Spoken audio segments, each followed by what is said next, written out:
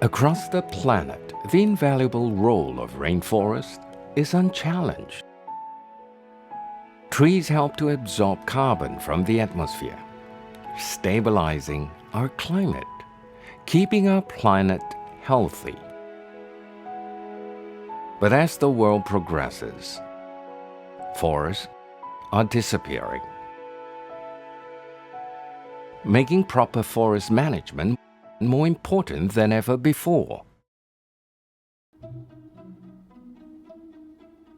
About 250 kilometers away from Kuala Lumpur, in the northern state of Perak, a team of foresters are getting ready at the Lhasa Ranger office. Led by District Forest Officer Hafiz Samsudin, they are going on a routine work trip into the jungle. Their task is to identify and tag trees that are suitable for harvesting. The Malaysian Forestry Department has been practicing sustainable forestry. The country went through several phases of evolution in forest management before reaching the refined, selective management system it is using today. Hari ini kita akan menjalankan aktiviti penandaan pokok di hutan simpan Korbu. Half of Malaysia's land is forested, and more than 10 million hectares are protected under Permanent Reserved Forests, or PRF. They are managed sustainably for their economic, social and conservation values. Within these PRF, harvesting is only allowed in the production forest, and the rest remain untouched.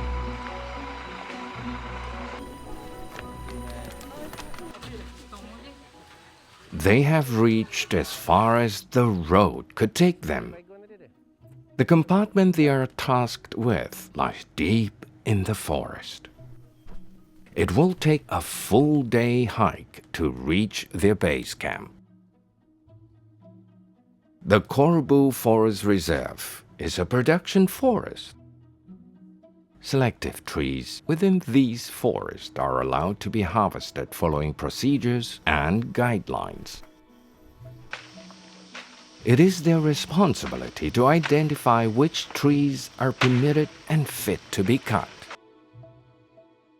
Each production forest is divided into compartments, and in each compartment block, only 12 trees per hectare will be tagged.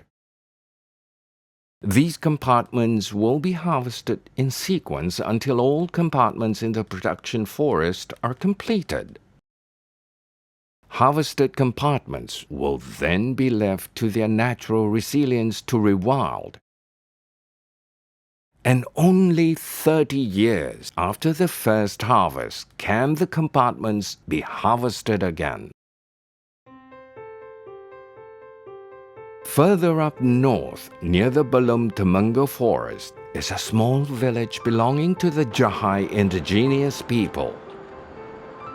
Chris Wong, a manager from WWF Malaysia, has been working with the Jahai for almost 10 years.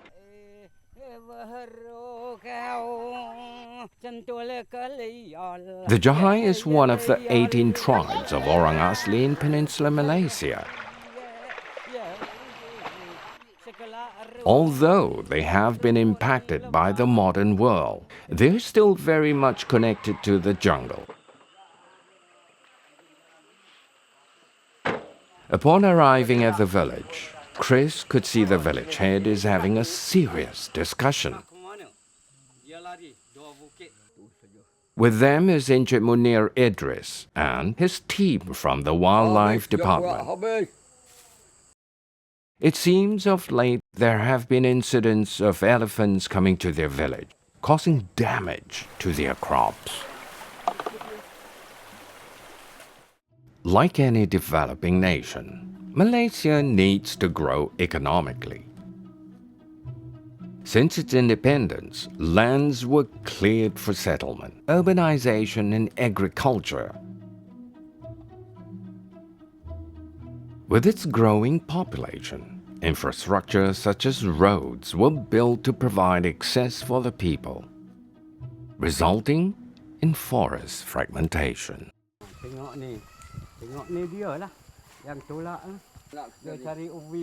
This is not the first time the village received its uninvited guest. In recent years, there has been noticeable increase in their visits. These wandering elephants will usually come at night.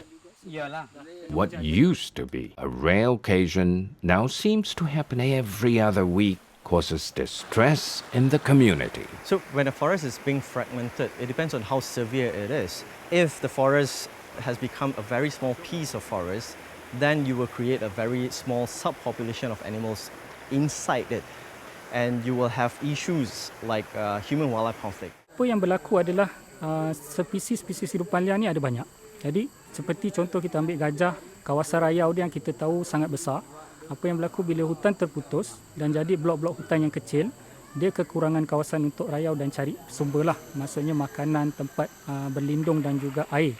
Jadi dia akan lebih banyak meluangkan masa berada di pinggir-pinggir hutan, dan itu yang akan menyebabkan gangguan hidupan liar lah kepada kawasan-kawasan di pinggir hutan.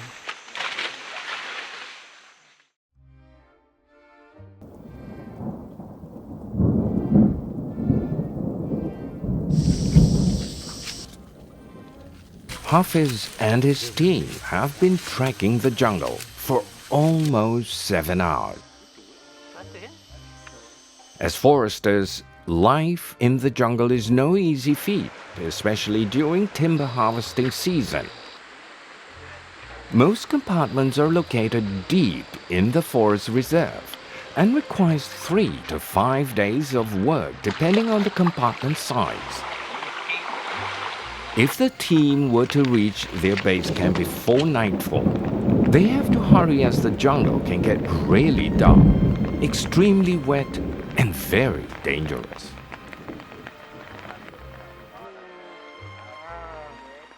Rain was already upon them when they finally reached their campsite. Wasting no time, they began to set up camp. Their tent is a simple bamboo structure, enough to provide shelter from the rain and keep them dry. As night falls, finally the rain begins to subside, allowing them to light the much-needed campfire for heat and safety. Apabila kita bermalam dalam hutan simpan, kita terdedah kepada banyak risiko. Salah satunya adalah diganggu oleh hidupan liar lah. Bagi kawasan ini, banyak hidupan liar berkeliaran, terutama di waktu malam mereka akan aktif lah. Haiwan-haiwan seperti harimau, beruang dan juga gajah. Malam itu kita kosong. Oh, betul dia kan? Tak ni. Dan ini sudah pasti mendatangkan risiko kepada pekerja-pekerja di dalam sektor perhutanan. Saya pun tidur ni pun macam tak nyenyak ke, risau juga. These foresters are vulnerable due to the perilous nature of the jungle. To ensure the safety of the team, they take turns keeping the night watch.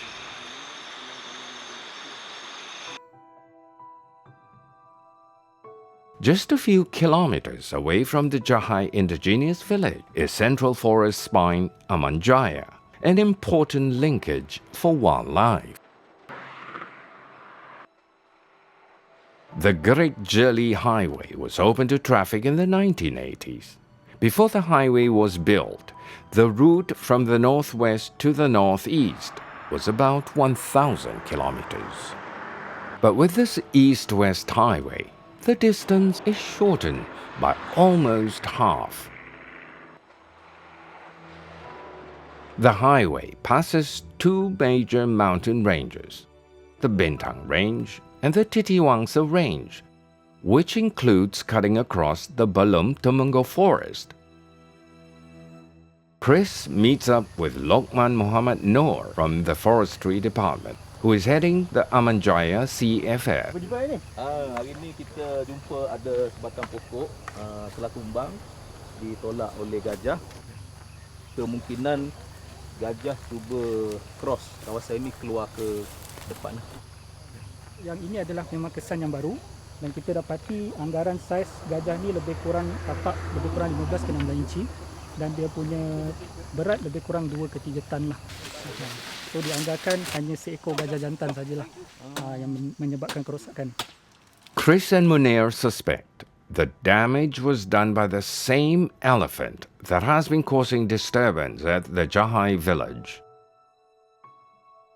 One of the efforts to facilitate the usage of these linkages is by setting up a perimeter of electric fence.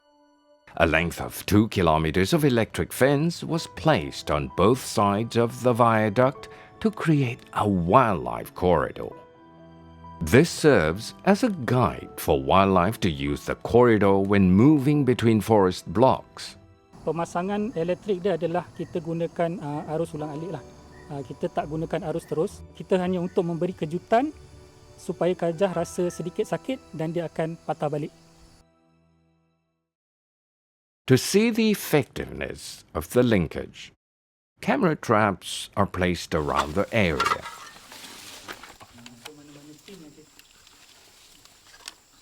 These camera traps are viewed regularly. Kali ini kita dapat sekali satu kumpulan lah, 3 ekor.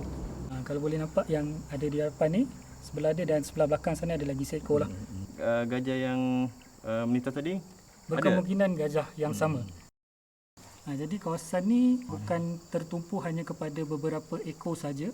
So dia boleh jadi grup-grup, banyak grup gajah dan banyak individu gajah yang gunakan laluan yang sama lah.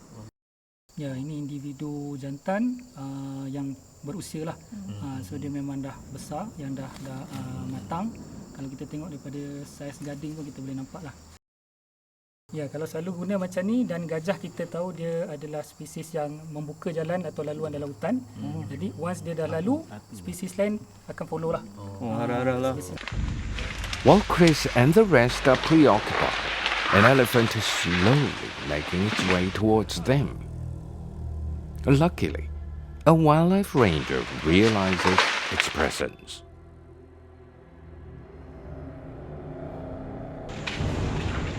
Dia datang tak bunyi lah.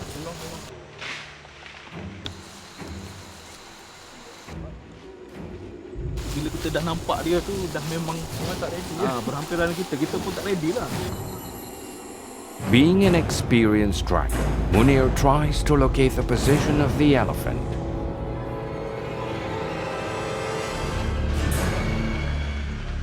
An encounter with wild elephants can be very dangerous. To ensure the safety of the group, the wildlife ranger gives a warning shot.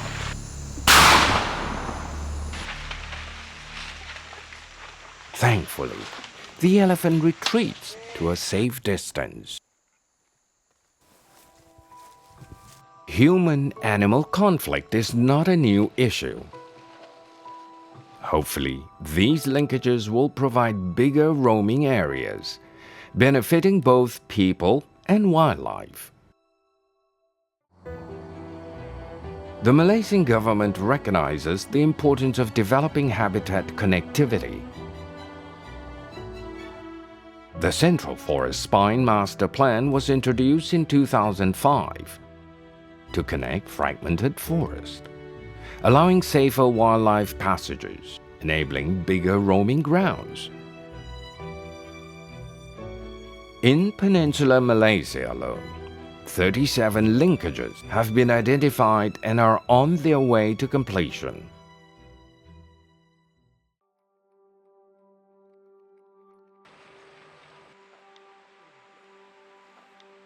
After a good rest, the team is ready to start work. Tagging dia bergantung kepada cuaca juga. Kebiasaannya 2 ke 3 bulan jugalah. Terutamanya kalau musim tengkujuh lagi lah, dia akan slowkan kerja kita lah. An important element when harvesting is the protection of rivers. Kita sukat sungai dulu, di bawah sana lah. Streamside buffer zones are areas along the course of rivers, streams or lakes. They are required as a means to protect river systems from damage caused by logging activities. Logging is not allowed within the buffer strips.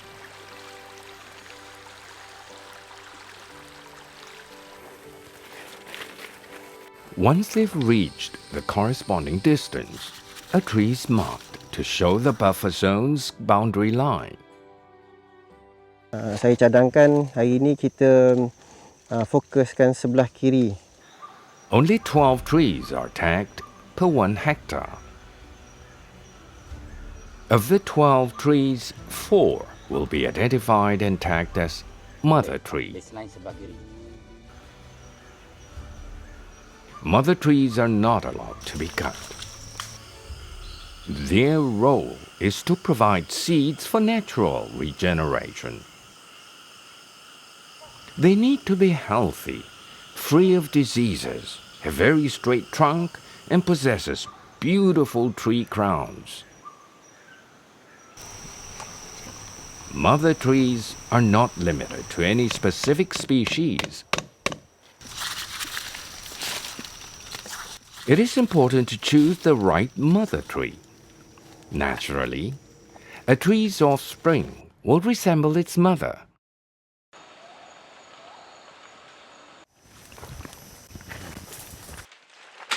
Trees that are marked as protected trees are not allowed to be harvested. These trees are protected for silviculture purposes and for their important role to wildlife, such as fruit trees being a food source, or trees that are home to birds and other wildlife. Rare or endangered tree species are protected from harvesting as well.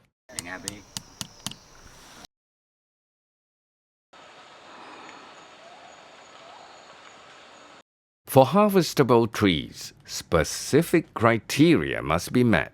Timber trees that are ready for felling have to be at least 55 centimeters in diameter at breast height.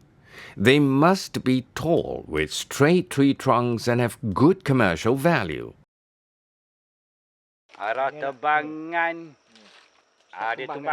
Felling a tree requires great care and precision. It is important for felled trees to fall in a predetermined direction.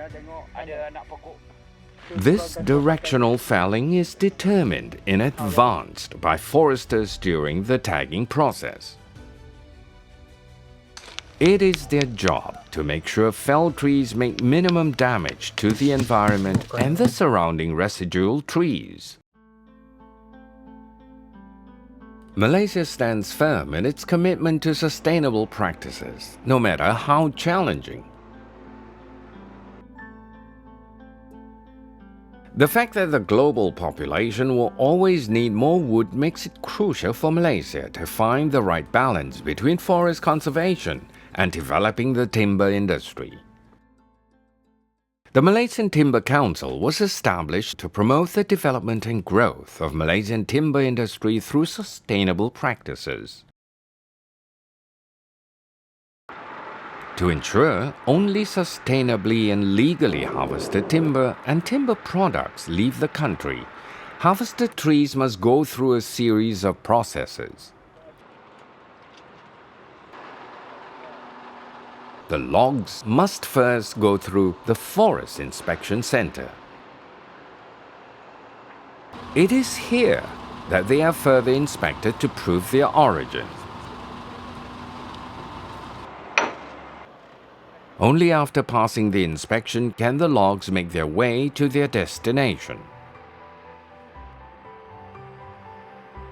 Timber is naturally a renewable resource that is both versatile and valuable, with a variety of applications in the building and furniture industries. The timber industry is also a significant socio-economic contributor that not only provides employment opportunities, but also attracts investments. Malaysia has been exporting certified timber products to more than 170 countries around the world. The ability to track wood products from its certified forest to the point of sale using the chain of custody certification increases the credibility of Malaysian timber and timber products. Having international forest certifications such as the PEFC further proves Malaysia's compliance with its sustainable forest practices. After 5 months of pre-felling inventory and paperwork, harvesting takes place at the Korbu Reserve Forest. As usual, Hafiz will do his rounds to make sure the logging activities are executed properly. Suhaimi bin Asbah has been a tree feller for over 40 years. Today he is about to fell a timber tree. The chosen tree is located on a slope. It stands tall at 200 feet with 70 centimeters in diameter. As he inspects the tree, he detects a problem. The weather these last couple of days has been very unpredictable. Strong winds have been known to affect his previous cuts, and he is concerned this might happen again, especially with a very tall tree. He must ensure the tree falls with the least impact towards other residual trees. He must be precise in his calculations.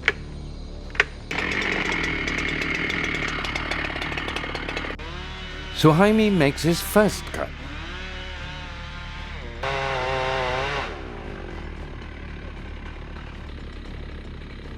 Completing the tree's hinge confirms the direction of fall.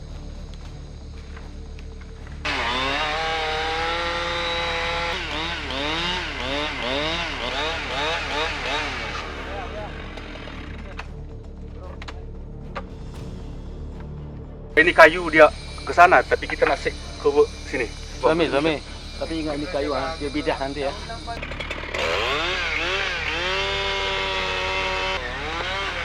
Suhaimi makes his final cut to bring the tree down.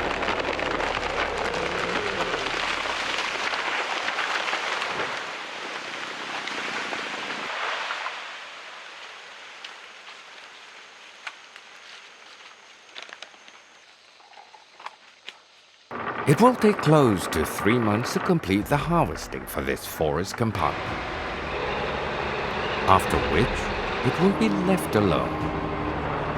The felled trees opens up the area for more sunlight to the forest floors, giving a chance for rejuvenation for new layers of trees to grow. It will be another 30 years before this compartment is open again, and this gives Hafiz a sense of comfort, knowing as long as the forest production is managed sustainably, the rainforest will remain.